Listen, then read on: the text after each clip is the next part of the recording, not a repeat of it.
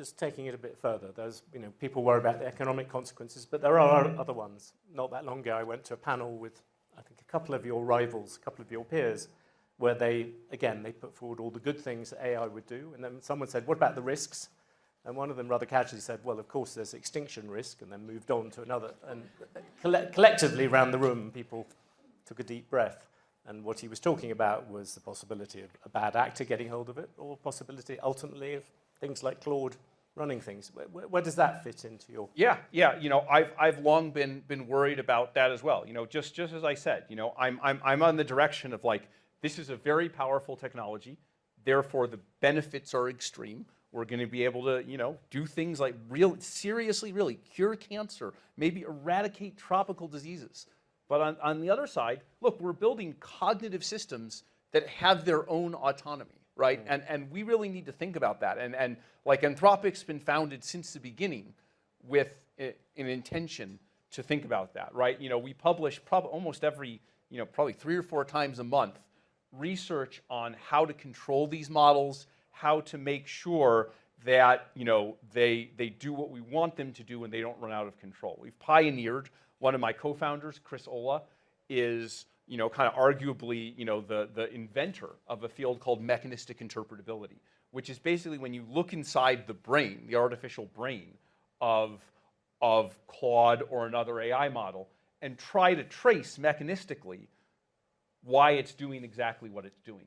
And we've seen things inside the model like, in lab environments, sometimes the models will develop the intent to blackmail, the intent to deceive. And this isn't unique to Claude. If anything, this is worse than other models.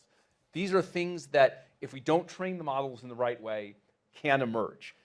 But we've pioneered this science of looking inside them so we can diagnose them and prevent the models from happening, intervene and retrain the models so they don't behave in this way.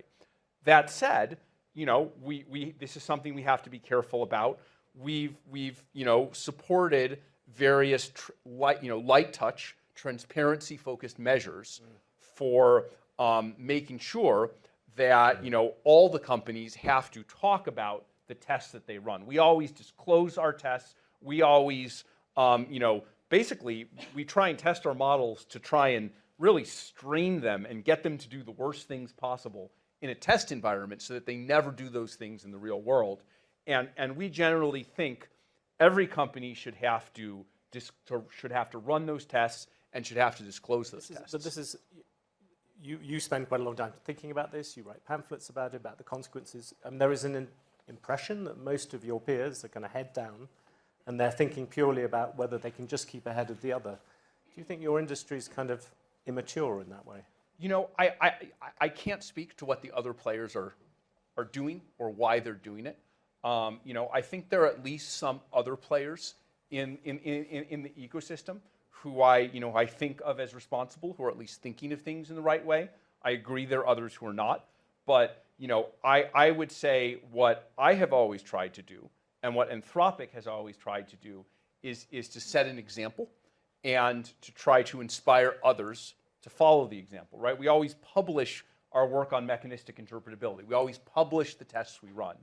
And honestly, there are a lot of other companies where, their researchers basically say, hey, why can't we do that too? That seems like a responsible thing to do. That seems like the right way to develop the technology.